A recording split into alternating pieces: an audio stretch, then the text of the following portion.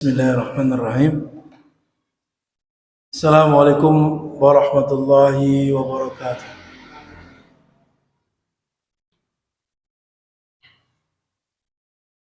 Innal hamdalillah nahmaduhu wa nasta'inuhu wa nastaghfiruh wa na'udzu billahi min shururi anfusina wa min sayyiati a'malina. May yahdihillahu fala mudilla lahu wa may yudlil fala hadiya lahu. وأشهد أن لا إله إلا الله وحده لا شريك له وأشهد أن محمدا عبده ورسوله. اللهم صل على محمد وعلى آله وصحبه ومن تبعهم بإحسان إلى يوم الدين. أما بعد، ikhwatal iman, akramani wa akramakumullah. Insyaallah kita lanjutkan kembali pada hadis yang kedua dari kitab Al-Arba'in An-Nawawiyah ini. Dan kita masih dalam pembahasan tentang apa itu Islam, sebagaimana sebagiannya yang sudah kita jelaskan. Untuk mengawali, kita baca ulang insyaallah ta'ala hadis yang kedua bersama-sama, supaya kita mengingat kembali dan memperlancar bacaan kita ataupun hafalan yang sudah kita hafal barangkali. Ikuti semuanya. An Umar bin Al-Khattab radhiyallahu anhu. Saya ulangi. An Umar bin Al-Khattab radhiyallahu anhu aidan.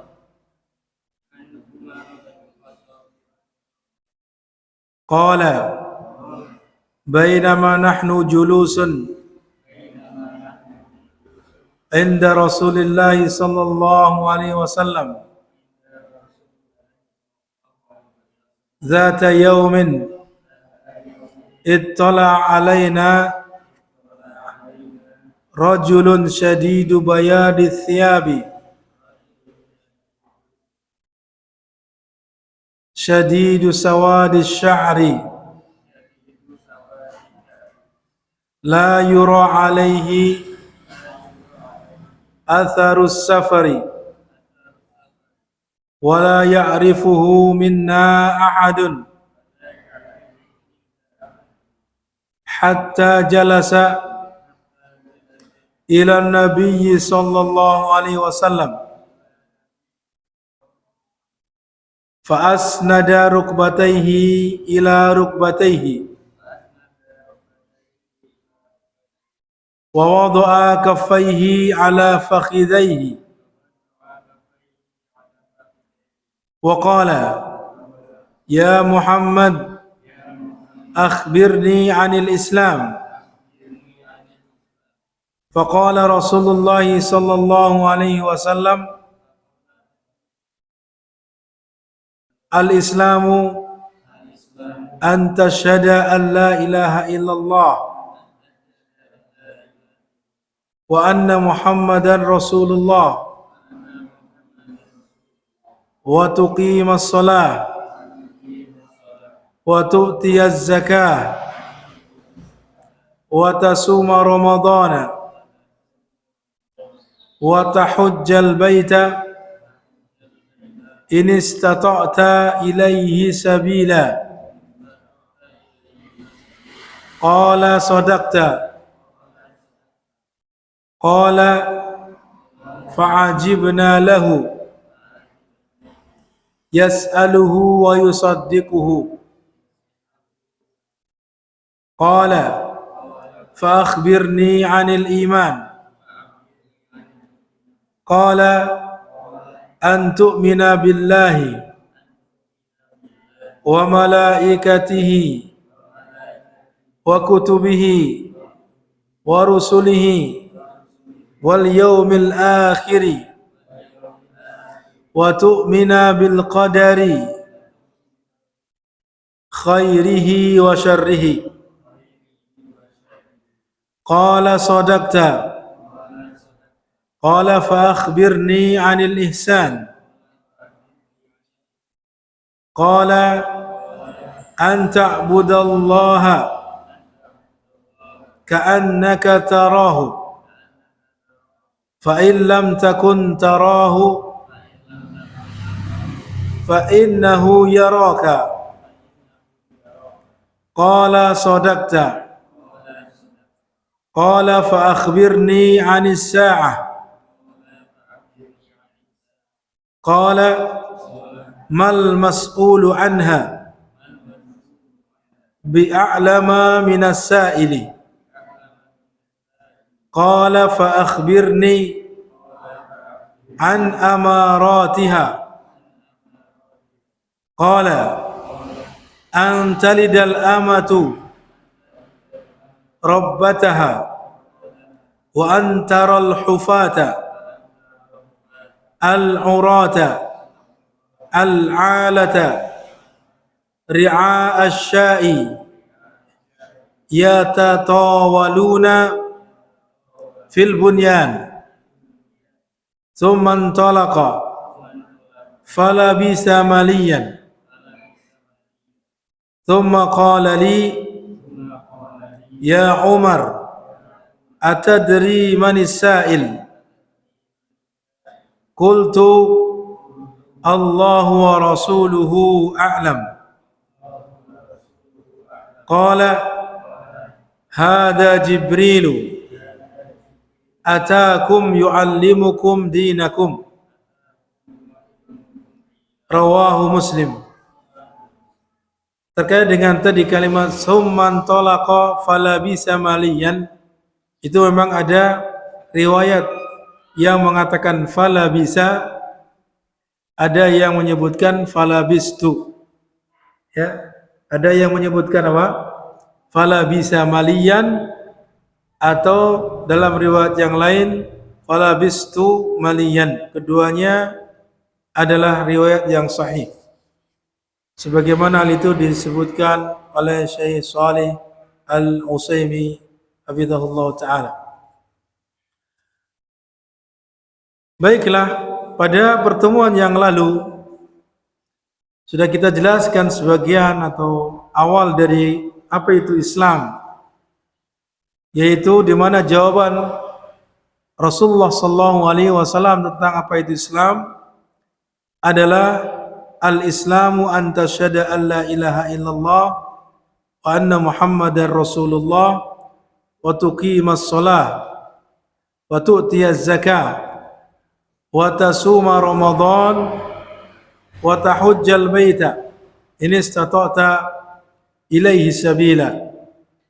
Islam adalah engkau bersaksi bahwa tidak ada sesembahan yang berhak disembah kecuali hanya Allah, dan bersaksi bahwa Muhammad adalah Rasul Allah, kemudian engkau mendirikan salat, menunaikan zakat, berpuasa di bulan Ramadan, dan melaksanakan ibadah haji ke Baitullah jika engkau mampu melakukan perjalanan menuju ke tempat tersebut.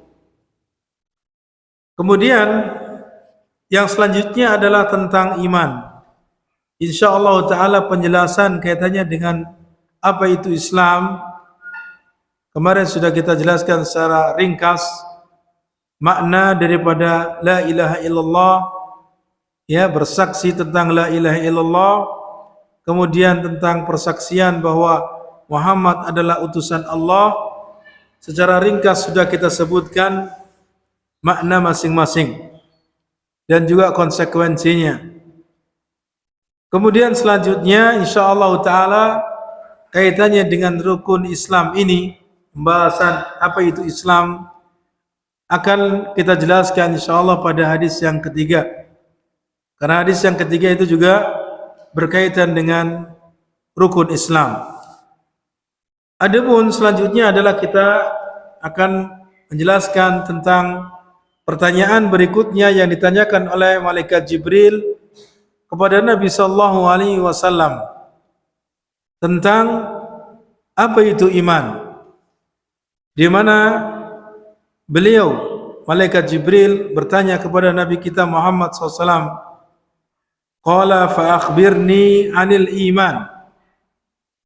Qala, beliau mengatakan, bertanya kepada Nabi SAW, kabarkan kepadaku tentang apa itu iman. Maka Nabi SAW kemudian menjawab, qala an tu'mina billahi wa malaikatihi wa kutubihi wa rusulihi wal yawmil akhiri wa tu'mina bil qadari khairihi wa syarrihi. Engkau beriman kepada Allah, kepada para malaikatnya, kepada kitab-kitabnya, kepada para rasul yang diutus olehnya, kepada hari akhir. Kemudian engkau beriman dengan takdir, adanya takdir yang baik dan yang buruk. Lalu kemudian malaikat Jibril pun mengatakan, qala sadaqta, engkau adalah benar. Maka kaitannya dengan beriman, iman itu, kalau kita lihat makna apa itu iman, hakikatul iman, ya, secara bahasa itu adalah al-iqrar wal-i'tiraf, al-mustalzimu lil qabuli wal id'an. Itu makna al-iman. Iman itu adalah al-iqrar. Iqrar itu menetapkan, mengakui, ya, yang berkonsekuensi atau yang mengharuskan adanya penerimaan dan ketundukan. Itu makna iman secara bahasa. Sebagian mengatakan iman itu adalah at-tasdiq, pembenaran. Pembenaran yang datang dari hati.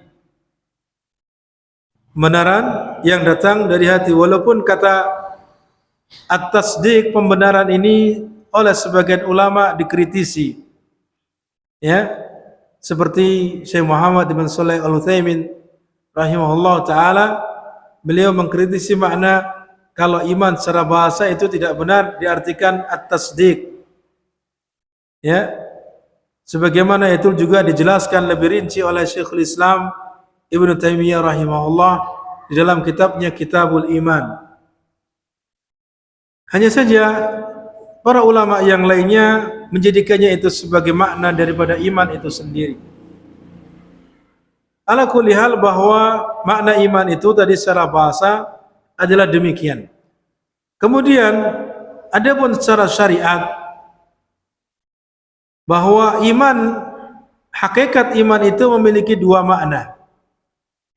Hal ini dijelaskan oleh Syekh Shalih Al-Utsaimin hafizahullah taala, di mana beliau menjelaskan bahwasanya hakikat iman itu di dalam syariat ini memiliki dua makna. Makna secara umum dan makna secara khusus. Apa itu makna secara umum daripada iman tersebut?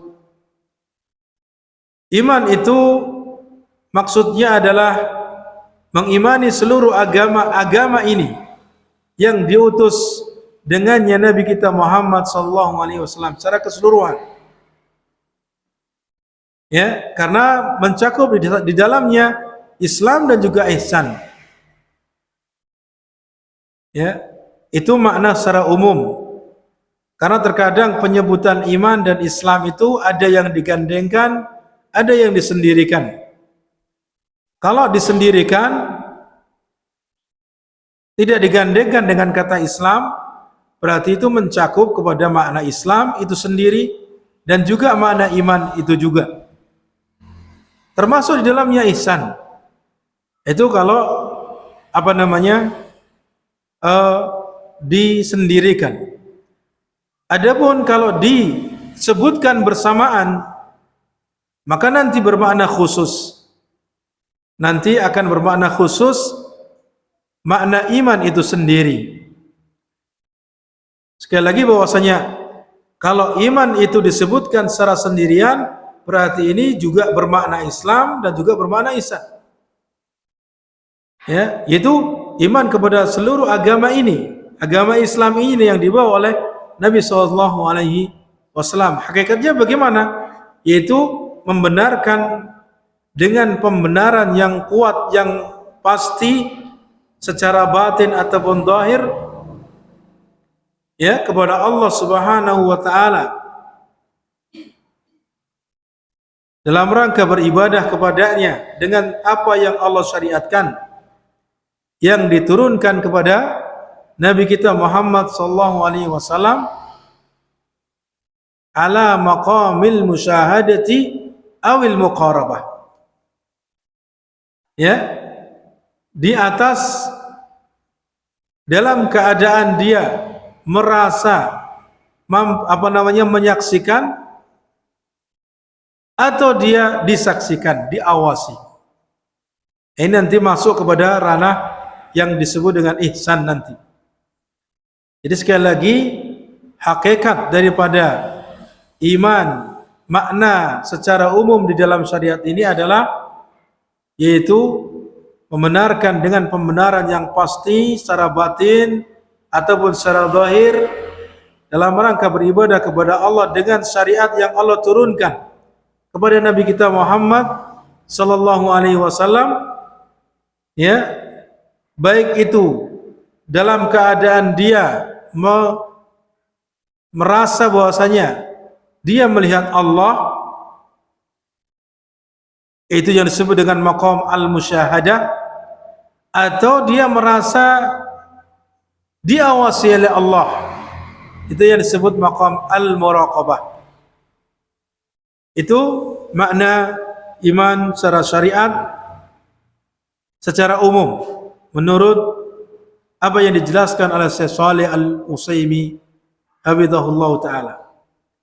Adapun yang selanjutnya beliau mengatakan makna daripada iman secara khusus adalah apa yang dimaksud dalam hadis ini, karena dia disebutkan bersama lafaz Islam dan juga lafaz iman, lafaz ihsan, sehingga dia memiliki makna tersendiri.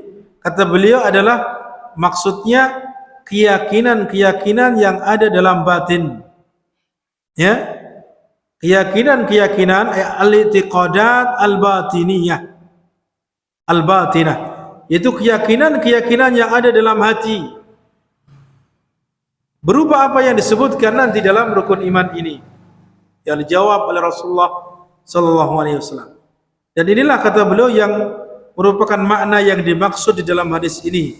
Kenapa demikian? Karena dia digandengkan dengan Islam dan juga digandengkan dengan kata ihsan, sehingga dia memiliki makna tersendiri. Sehingga ada kaidah idza ijtama'a iftaraqa wa idza iftaraqa ijtama'a. Apa maksudnya? Idza ijtama'a, apabila berkumpul disebutkan bersamaan, ada Islam, ada iman, ada ihsan, maka maknanya sendiri-sendiri. Iftaraqa, iftaraqa apa? Berarti masing-masing memiliki maksud sendiri-sendiri. Wa idza iftaraqa ijtama'a, apabila disebutkan sendiri-sendiri, dalam kesempatan lain disebutkan hanya Islam, disebutkan kesempatan lain hanya iman saja kalimatnya, disebutkan kesempatan lain ada ihsan, maka apa? Ini iftaraq, ijtama'a, maknanya adalah itu, Islam ya iman dan juga mencakup di dalamnya ihsan. Begitu. Itu maksud daripada kaidah tadi. Dan itu disebutkan oleh para ulama terkait dengan masalah hal ini. Hingga yang dimaksud oleh beliau makna khusus tadi adalah makna khusus daripada iman ini. Dan juga para ulama menyebutkan takrif yang masyhur terkait dengan masalah iman, yaitu apa namanya, at-tasdiq atau al-i'tiqad bil qalbi. Tasdiq atau al-i'tiqad bil qalbi, diyakini dengan hati, wal iqrar bil lisan, kemudian diikrarkan dengan lisan, wal amal bil jawarih, dan diamalkan dengan anggota badan. Ini yang menjadi apa? Bagian-bagian dari iman itu sendiri. Jadi harus diyakini dalam hati, karena memang berangkat dari hati. Iman itu berangkat dari hati, keyakinan dalam hati. Lalu tadi dikatakan oleh Syekh Utsaimin bahwasanya secara bahasa itu, makna iman secara bahasa itu adalah pengakuan, pengikraran, ya, pengakuan yang mengharuskan menerima dan tunduk. Dan beliau mengatakan hal ini tidak bisa dikategorikan dia beriman kecuali harus dilisankan. Makanya harus dilisankan dengan persaksian, sehingga tidak seperti mereka yang mengatakan iman itu hanya dalam hati. Dalam hal ini seperti Abu Thalib, paman Nabi sallallahu alaihi wasallam, beliau mengakui kebenaran apa yang diajarkan oleh Nabi Muhammad SAW. Tapi beliau tidak beriman secara lisannya, dalam artian tidak mengakui dengan lisannya, sehingga tidak mengucapkan kalimat syahadat, tidak mengucapkan la ilaha illallah, sebagaimana itu disebutkan dalam banyak riwayat yang menjelaskan tentang hal tersebut. Ini kaitannya dengan iman, sehingga harus dilisankan, iqrar dengan lisan. Setelah itu apa? Diwujudkan dengan amal perbuatan. Amal perbuatan dengan anggota badan. Sehingga dalam hal ini kaitannya dengan iman, maka di sana ada 5 hal yang perlu difahami, merupakan unsur-unsur daripada iman itu, yaitu qaulul qalbi dan amalul qalbi. Ucapan hati, yaitu merupakan keyakinan tadi, dan amalul qalbi, amalan hati. Ada amalan-amalan yang dilakukan oleh hati, seperti mahabbah, ikhlas, ya, kemudian roja, khauf, itu semua amalan hati. Adapun qaulul qalbi, ucapan hati berupa keyakinan. Kemudian yang ketiga adalah qaulul lisan, ucapan lisan, yaitu bentuknya persaksian. Persaksian bahwasanya tidak ada sembahan yang berhak disembah kecuali hanya Allah. Persaksian bahwasanya Nabi kita Muhammad SAW adalah hambanya dan rasulnya. Kemudian yang keempat adalah amalul lisan, amal perbuatan lisan. Apa maksudnya? Yaitu perkara-perkara yang tidak bisa diwujudkan kecuali dengan lisan. Amalan-amalan yang tidak bisa diwujudkan kecuali melalui lisan, seperti berzikir, subhanallah, alhamdulillah, Allahu akbar, wa la ilaha illallah, ya. Itu semua tidak bisa diwujudkan kecuali dengan apa? Lisan. Baca Al-Qur'an. Baca Al-Qur'an adalah melalui lisan kita. Istighfar, itu namanya disebut amalul lisan. Kemudian yang terakhir, yang kelima adalah amalul jawari, amalan anggota badan. Ini seperti sholat, kita berangkat menuju majelis ilmu, kita mencatat pelajaran, ya, kita membantu orang tua dengan perbuatan-perbuatan kita, melaksanakan ibadah haji dan umrah, itu menggunakan anggota badan kita. Berjihad fisabilillah dengan jiwanya, ya, dan seterusnya, amalan-amalan yang membutuhkan anggota badan. Nah, itu semua ada keterkaitan yang merupakan unsur-unsur daripada iman tadi. Kemudian ahibati fillah, akramani wa akramakumullah, bahwa Tadi disebutkan iman yang pertama kali yang merupakan rukun. Karena tadi makna secara khusus, makna secara umum, hakikatnya, kemudian makna secara khusus. Kemudian para ulama menyebutkan makna yang masyhur tadi, yaitu keyakinan yang diyakini dengan hati, diucapkan atau diikrarkan dengan lisan, kemudian diwujudkan dengan anggota badan dengan amal perbuatan. Nah, kemudian yang selanjutnya yang merupakan rukun-rukun daripada iman itu disebutkan dalam hadis ini ada 6. Ada 6. Adapun yang pertama adalah beriman kepada Allah. Sebagaimana disebutkan oleh Rasulullah SAW, antu'mina billah, engkau beriman kepada Allah. Ya, yang mana beriman kepada Allah Subhanahu wa taala ini memiliki konsekuensi. Memiliki konsekuensi. Apa konsekuensinya? Konsekuensi iman kepada Allah itu ada 4. Artinya makna yang terkandung di dalam kita iman kepada Allah itu ada 4. Ya. Pertama adalah iman kepada wujud Allah, bahwa Allah itu ada. Ya, maka barang siapa yang mengingkari wujud Allah, barang siapa yang mengingkari bahwa Allah itu ada sehingga dia meyakini tidak ada, maka dia jelas orang yang kufur, orang yang tidak beriman. Ya, sehingga tidak ada yang dapat mengingkari keberadaan Allah, wujud Allah Subhanahu wa taala dengan pengakuan hatinya, kecuali hanya sebatas takabur saja, atau dia menentang, sebagaimana itu dilakukan oleh Fir'aun dan juga orang-orang ateis yang tidak mengakui adanya Tuhan. Sebenarnya ini mereka berangkat bukan dari hatinya, tapi dari apa? Dari kesombongannya. Jadi apa? Yang pertama hendaknya kita mengimani adanya Allah Subhanahu wa taala sebagai Rabbul Alamin. Kemudian yang kedua adalah yang merupakan kandungan daripada iman kepada Allah, beriman akan rububiyah Allah. Beriman akan rububiyah Allah Subhanahu wa taala.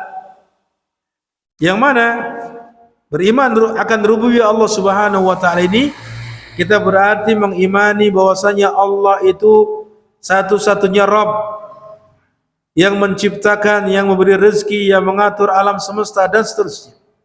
Artinya mengimani perbuatan-perbuatan Allah Subhanahu wa taala. Menciptakan, merajai, memberi rezeki, menghidupkan, mematikan, ya, menumbuhkan, mendatangkan madarat, menghilangkan madarat, mendatangkan manfaat dan seterusnya, mengatur segala makhluknya. Kemudian yang berikutnya adalah mengimani, ini yang ketiga, merupakan konsekuensi ketika kita beriman kepada Allah adalah beriman tentang keesaan Allah dalam hal uluhiyah. Mengimani Allah itu satu-satunya yang berhak disembah, yang berhak diibadahi, yang tidak ada sekutu baginya. Maka barang siapa yang mengakui atau menyembah kepada selain Allah bersama Allah, maka berarti dia tidak beriman kepada Allah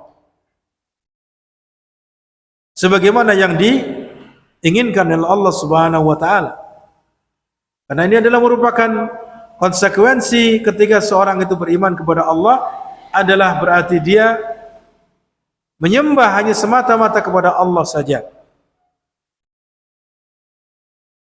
Itu yang ketiga.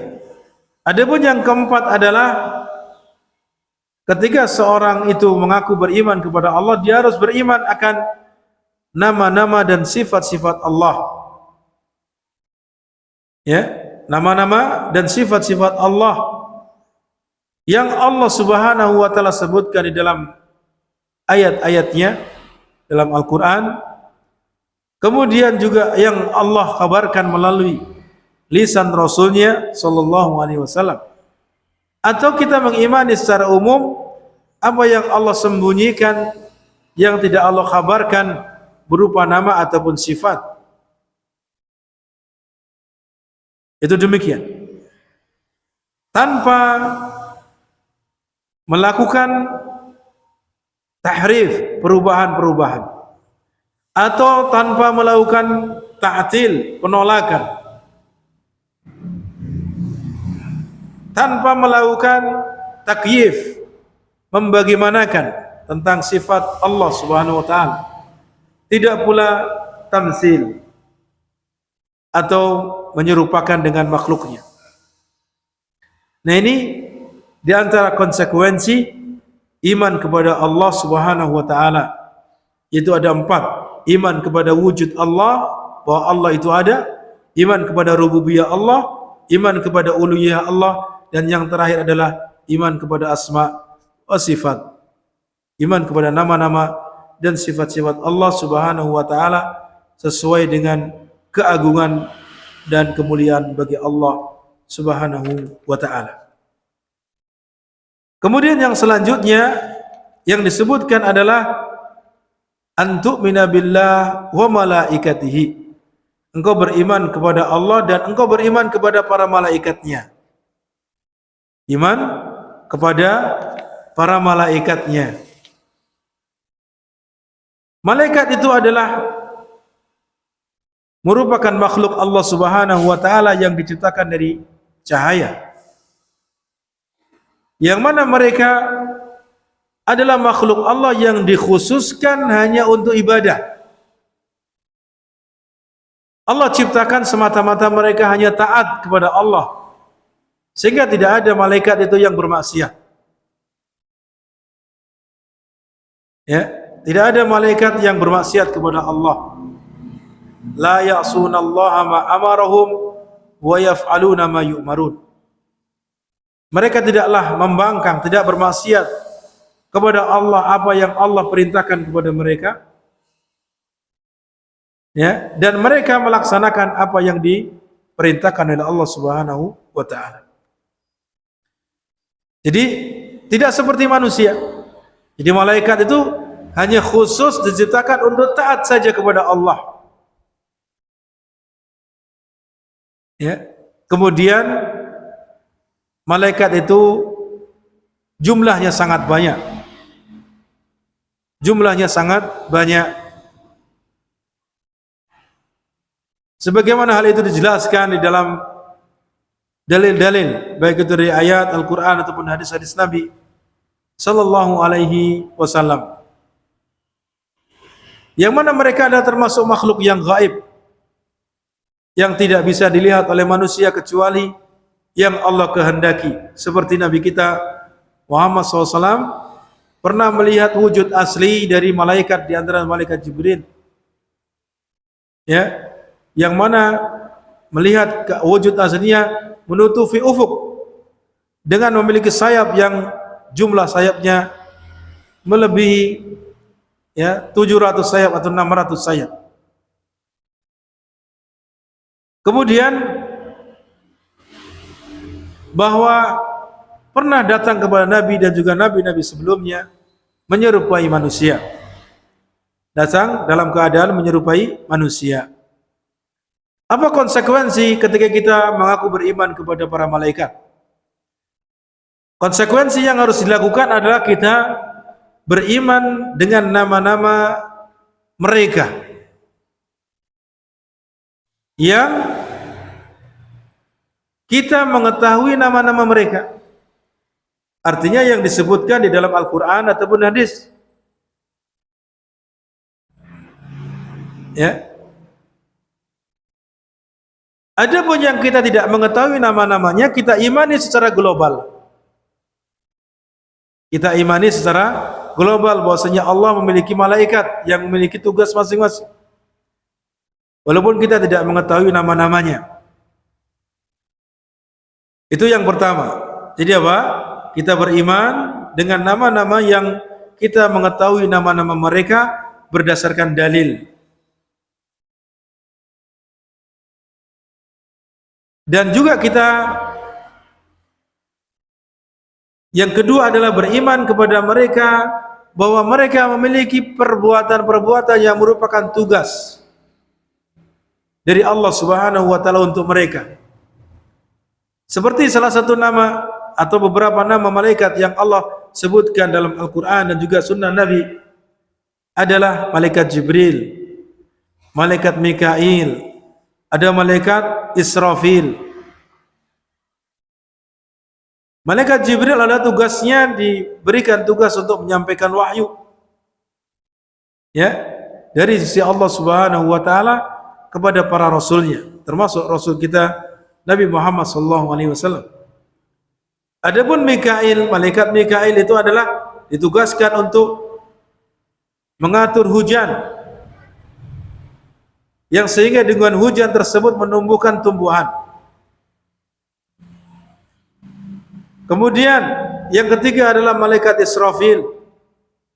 Itu adalah malaikat yang ditugaskan untuk meniupkan as-sur, sangkakala, nanti di hari kiamat, yang mana tiap tiupan itu dijelaskan ada 2 kali.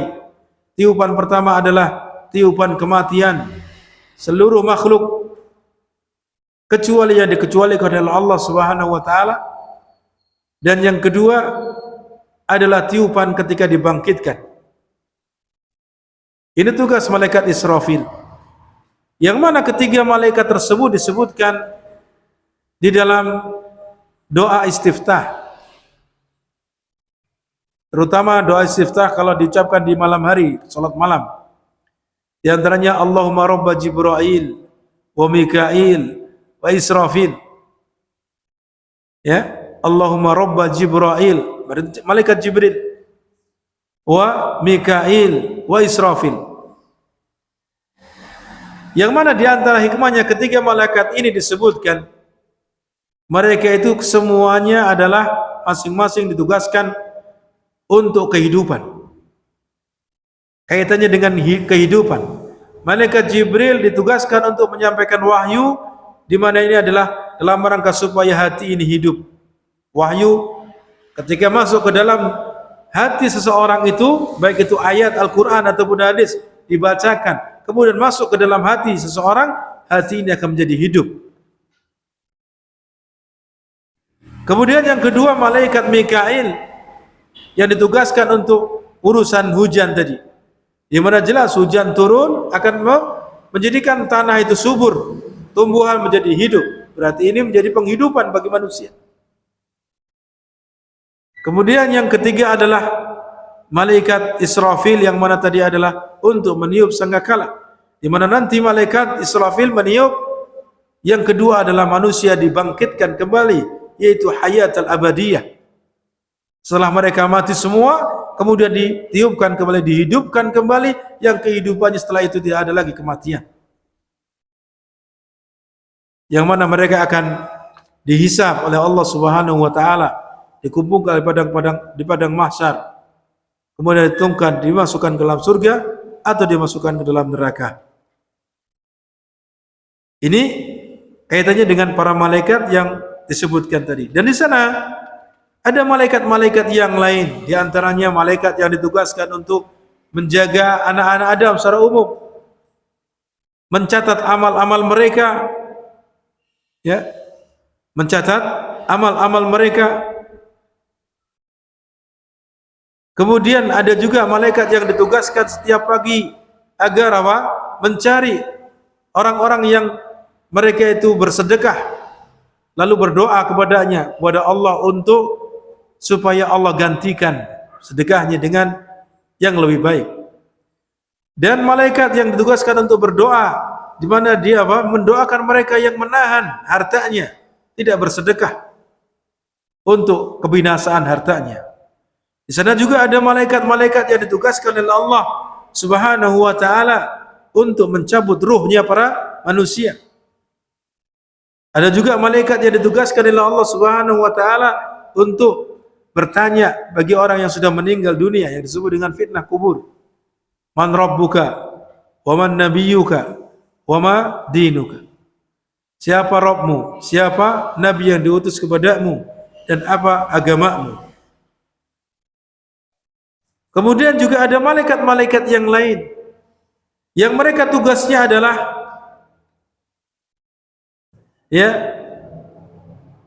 untuk menyambut orang-orang yang nantinya masuk surga.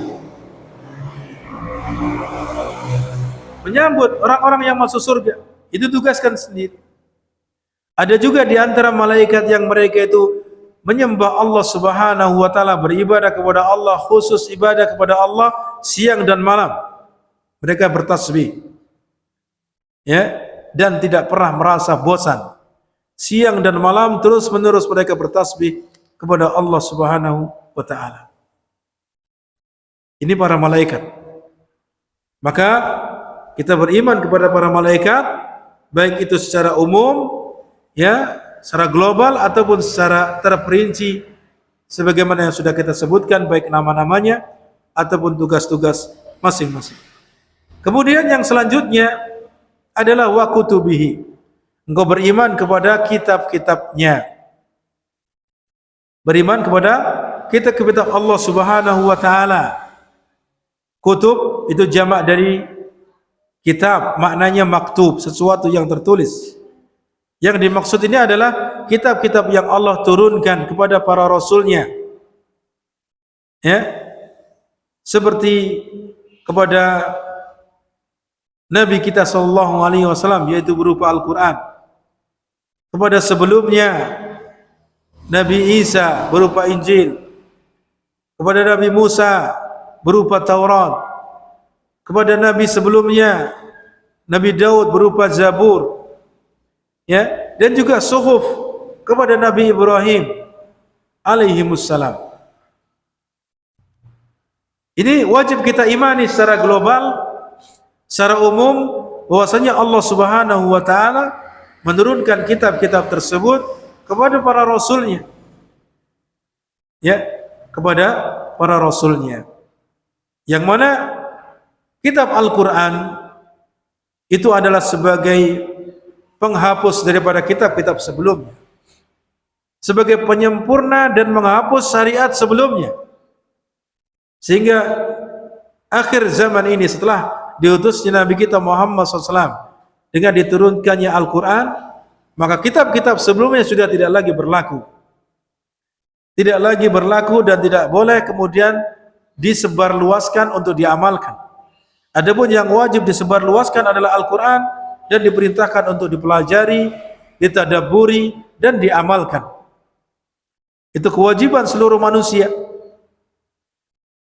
Baik itu umat Islam yang mengaku umat Islam, atau mereka-mereka yang seharusnya beriman kepada Al-Quran. Itu kewajiban seluruh manusia. Apa yang disebutkan pada kitab-kitab sebelum Islam lalu dibenarkan, diiyakan di dalam Al-Quran, berarti kita amalkan. Apa yang tidak disebutkan atau bahkan menyelisihi, yang menyelisih Al-Quran, maka kita tidak mengamalkannya. Kita tidak mengamalkannya. Apa yang tidak disebutkan, apakah menyelisih atau tidak menyelisih, apakah kita disyariatkan atau tidak disyariatkan, maka di sini para ulama berbeda pendapat terkait dengan masalah ini. Apakah kita mengamalkannya atau tidak mengamalkannya? Dan ini pembahasan ini adalah masalah usul fiqh. Kemudian konsekuensi daripada iman terhadap kitab-kitab Allah adalah yang pertama adalah beriman bahwa Allah Subhanahu wa taala menurunkan kitab-kitab tersebut kepada para rasulnya, bahwa hal itu betul-betul dari Allah Subhanahu wa taala. Artinya kitab-kitab tersebut berasal dari Allah Subhanahu wa taala, datang dari Allah. Ya. Akan tapi yang harus difahami bahwa kita tidak boleh kemudian mengimani secara mentah-mentah kitab-kitab yang sekarang ini berada di tangan-tangan manusia yang menyebar selain Al-Quran. Kalau Al-Quran insya Allah akan terjaga, karena Allah Subhanahu wa Ta'ala sendirilah yang berjanji akan menjaga Al-Quran. Inna nahnu nazzalna dzikra wa inna lahu lahafidh. Sesungguhnya kamilah yang menurunkan az-dzikra. Az-dzikra ini maksudnya adalah Al-Quran, nama lain dari Al-Quran. Al-Quran itu memiliki nama-nama, di antaranya Al-Quran, Al-Kitab, kemudian At-Tanzil, Al-Furqan, ya, dan Az-Dzikr tadi. Itu nama-nama Al-Quran. Sesungguhnya kamilah yang menurunkan Al-Quran dan kamilah yang akan menjaga Al-Quran itu. Adapun kitab-kitab sebelumnya, ya, maka itu sudah banyak perubahan-perubahan sehingga kita tidak bisa mengimani secara mutlak apa yang ada di dalam kitab yang sekarang menyebar itu benar wahyu Allah. Ya, kita tidak bisa mengimani secara membenarkan secara mutlak. Mungkin di dalamnya ada dan banyak perubahan-perubahan. Ya, sudah banyak perubahan-perubahan. Akan tapi kita mengimani bahwasanya Allah menurunkan kitab-kitab sebelum Al-Quran kepada para rasulnya. Di antara nama-namanya adalah di Injil, kitab Taurat, kemudian kitab Zabur dan Suhuf-Suhuf. Konsekuensi yang kedua adalah kita beriman. Ya, kita beriman dengan kebenaran apa yang dikhabarkan di dalam Al-Quran. Ini ya, kita mengimani kebenaran apa-apa yang ada di dalam Al-Quran berupa informasi-informasi atau berita-berita, perintah-perintah. Baik berita-berita yang telah lalu ataupun yang akan datang. Dan juga berita-berita apa yang belum dirubah di dalam kitab-kitab sebelumnya. Ya, berita-berita, khabar-khabar yang belum ada perubahan di dalam kitab-kitab sebelumnya. Kalau ada perubahan-perubahan, maka kita tidak mengimaninya. Kemudian yang berikutnya adalah di antara konsekuensi iman kepada kitab-kitab Allah, kita beriman bahwa apa yang ada di dalamnya berupa hukum-hukum, ya, apabila tidak menyelisih syariat kita, tidak menyelisih apa yang ada dalam Al-Quran dan Sunnah, ya, maka itu adalah merupakan kebenaran. Maka itu adalah merupakan kebenaran. Itu yang ketiga. Kemudian yang keempat adalah kita beriman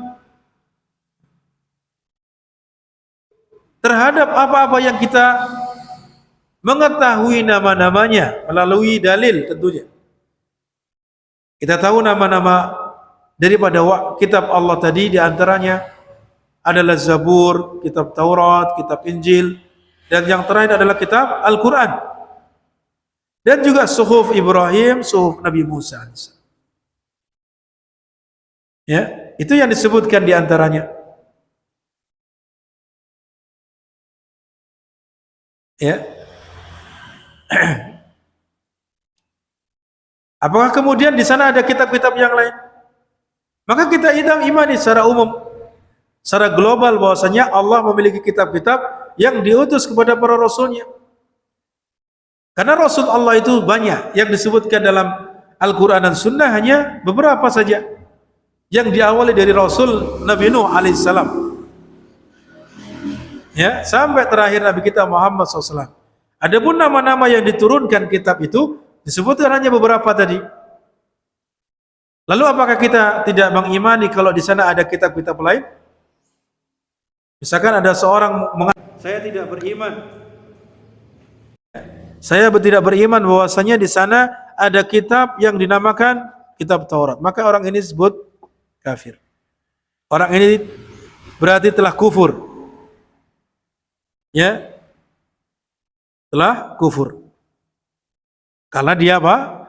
Tidak mengimani apa yang Allah Subhanahu wa taala sebutkan namanya di dalam Al-Qur'an. Berarti dia telah mendustakan Al-Qur'an. Jadi demikian. Kemudian yang selanjutnya, hibati fillah, akramani wa akramakumullah wa rusulihi. Jadi engkau beriman kepada para rasulnya. Ya, para rasul yang Allah Subhanahu wa taala utus. Rasul yang dimaksud di sini adalah rasul yang berasal dari manusia. Karena Allah tidak mengutus rasul dari bangsa jin. Ya.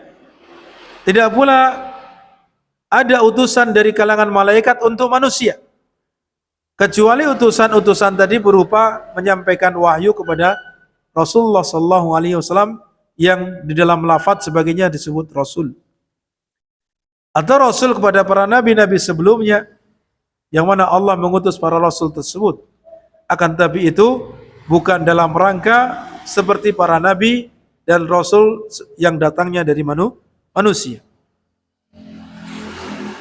Disebutkan dalam Al-Quran ada lafaz nabi, ada juga lafaz rasul. Ada lafaz nabi, ada lafaz rasul.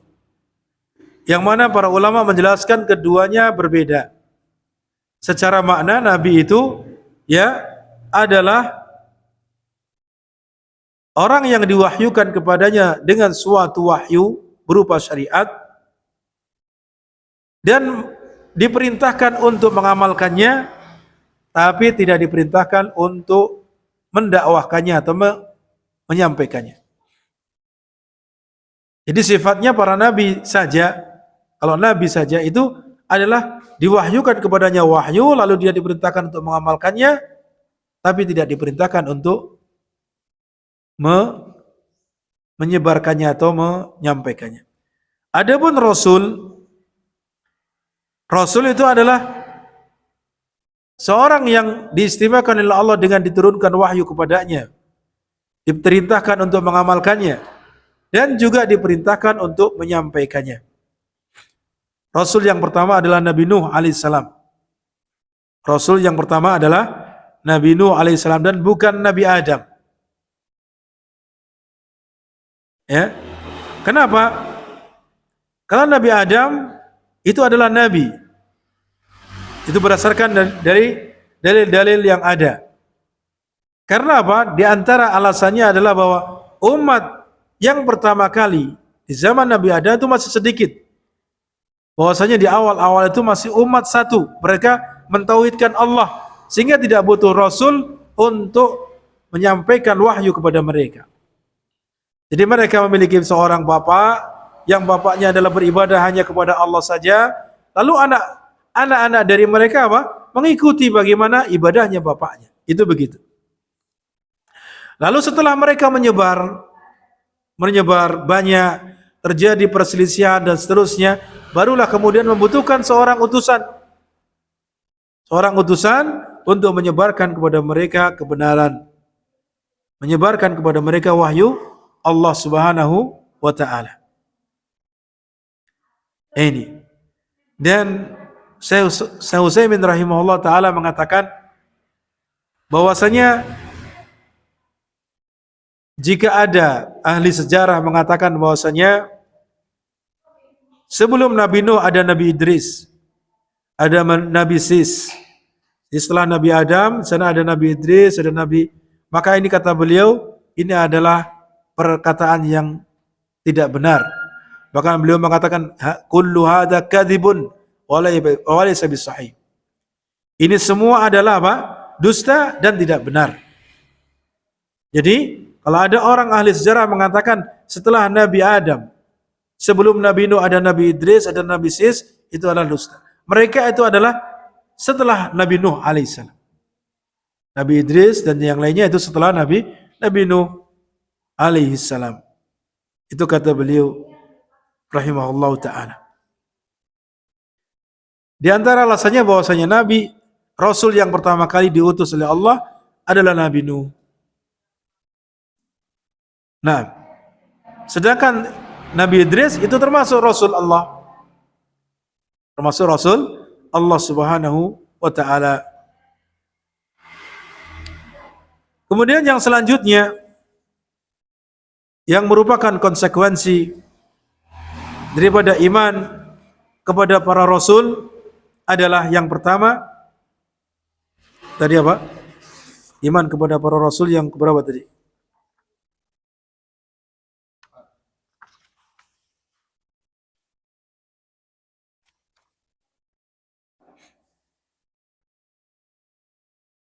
Nah, yang selanjutnya adalah iman kepada hari akhir. Iman kepada apa? Hari akhir.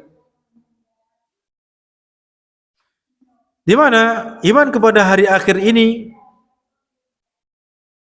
yang mana hari akhir itu adalah maksudnya hari kiamat, disebut hari akhir karena tidak ada hari setelahnya. Artinya hari terakhir dari perjalanan kehidupan manusia di dunia ini. Ya, di dunia ini. Yang mana perjalanan hidup manusia seluruhnya ada empat fase. Dalam perut seorang ibu, kemudian di dunia, kemudian di alam barzah, menunggu dibangkitkan, baru kemudian di hari kiamat. Yang setelah itu adalah tidak ada hari lagi. Artinya itu hari terakhir sudah. Masa-masa terakhir tinggal mendapatkan balasan. Itu pada hari kiamat. Setelah manusia dibangkitkan, itu disebut hari akhir. Dan sebutkan bahwasanya termasuk hari akhir itu adalah bagaimana kalau kita mengatakan beriman kepada hari akhir, yaitu beriman kepada seluruh apa-apa yang Allah kabarkan dan Nabi-Nya kabarkan tentang perkara-perkara yang terjadi setelah kematian. Berarti hari akhir itu dimulai setelah kematian. Artinya kalau kita berbicara dengan apa itu alam akhirat itu adalah dimulai setelah kematian. Sehingga termasuk bagian dari iman kepada hari akhir adalah mengimani seluruh apa-apa yang Allah kabarkan dan Rasulnya kabarkan tentang perkara-perkara yang akan terjadi setelah kematian. Itu demikian. Kemudian iman kepada hari akhir itu memiliki konsekuensi. Yang pertama adalah iman akan terjadinya hal tersebut dan bahwa Allah Subhanahu wa taala akan membangkitkan orang-orang yang ada dalam kuburan. Maksudnya membangkitkan semuanya orang yang mati walaupun dia tidak dikubur. Misalkan orang yang mati tenggelam, orang yang mati dimakan ikan, orang yang mati tertabrak kereta hancur, atau mungkin jatuh dari pesawat tubuhnya hancur, dikubur atau tidak? Mereka tidak dikubur, tapi mereka tetap dalam keadaan dikategorikan di alam kubur atau di alam barzah, dan mereka nanti akan dibangkitkan kembali. Dan itu harus kita imani bahwasanya semua manusia yang mati, entah itu nanti dibakar matinya jadi debu atau yang lainnya, semuanya nanti akan dikumpulkan kembali, dihidupkan oleh Allah Subhanahu wa taala setelah waktunya. Itu setelah ditiupkan sangkakala oleh malaikat Israfil tadi. Itu yang pertama, kita harus meyakini itu. Dan itu banyak dalilnya. Di mana manusia nanti dibangkitkan dalam keadaan khufatan uratan ghurlan. Yuhsyarun nasi yaumal qiyamati khufatan uratan ghurlan. Sebagaimana hal itu disebutkan dalam sabda Nabi sallallahu alaihi wasallam yang sahih. Manusia nanti akan dibangkitkan pada hari kiamat setelah kematian dalam keadaan hufat. Hufat itu adalah dalam keadaan dia tidak beralas kaki. Dalam keadaan urat itu tidak berpakaian.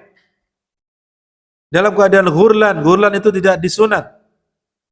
Berarti dia kembali sebagaimana dia baru lahir, seperti ketika dia baru lahir dari rahim ibunya.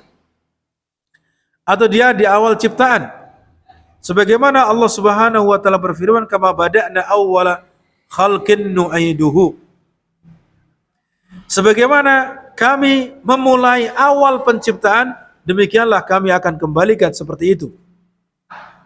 Jadi nanti dalam keadaan demikian, dia tidak beralas kaki, tidak pula berpakaian, tidak pula disunat. Dalam keadaan disunat. Dan itu semua nanti akan dikumpulkan di padang mahsyar. Kemudian konsekuensi yang kedua yang harus kita imani ketika kita beriman kepada hari akhir adalah al-iman bi kulli ma dzakarahu Allah fi kitabih. Yaitu beriman kepada seluruh apa-apa yang Allah sebutkan di dalam kitabnya dan juga apa-apa yang sahih dari Nabi sallallahu alaihi wasallam tentang perkara-perkara yang akan terjadi pada hari akhir nanti. Di mana dimulai dari setelah kematian ada fitnah kubur, ada nikmat kubur, ada azab kubur. Nanti manusia dibangkitkan dalam keadaan seperti yang disebutkan dalam hadis tadi, tidak beralas kaki, tidak berpakaian, dan juga tidak disunat. Tidak pula bersama mereka harta. Ya, itu demikian. Lalu konsekuensi yang ketiga adalah iman bima dzakara fil yaumil akhir minal khawdi wasyafaati wassirati wal jannati wan nar wa ma asbaha dzalik. Beriman dengan apa-apa yang disebutkan dalam Al-Quran atau Sunnah Nabi SAW, ya, yang terjadi di hari kiamat setelah itu, berupa adanya haud, adanya syafaat, adanya hari perhitungan amal, penimbangan amal, adanya sirat. Yang sirat itu nanti diibaratkan dalam hadis seperti, ya, rambut dibelah 7. Kemudian adanya qantarah. Ada juga, ya, tatayurus suhuf, di mana apa? Lembaran-lembaran catatan amal manusia akan diberikan. Maka catatan yang baik akan diberikan melalui tangan kanan, dan catatan yang buruk akan diberikan melalui apa? Yang tangan kiri, melalui di belakang. Kemudian adanya surga, adanya neraka. Itu semua wajib diimani. Kemudian yang terakhir dari iman, konsekuensi iman kepada hari akhir adalah beriman akan adanya nikmat kubur dan azabnya. Yang itu adalah tetap berdasarkan Al-Quran dan Sunnah serta ijma' para ulama salaf. Yang ini menjadi bantahan bagi mereka yang mengingkari akan adanya hal tersebut. Bahwasanya mereka meyakini azab kubur tidak ada, nikmat kubur tidak ada, dan seterusnya, mengatakan hadis-hadisnya adalah hadis-hadis ahad. Terkait dengan keyakinan, maka tidak boleh berdasarkan hadis ahad. Maka ini adalah telah dibantah oleh para ulama tentang hal tersebut. Baiklah, insyaallah ta'ala terkait dengan iman yang terakhir, iman dengan takdir, kita sampaikan yang akan datang biidnillahi ta'ala. Demikian, mudah-mudahan bermanfaat. Wassallallahu ala nabiyina Muhammad wa ala alihi wa sahbihi ajma'in. Assalamualaikum warahmatullahi wabarakatuh.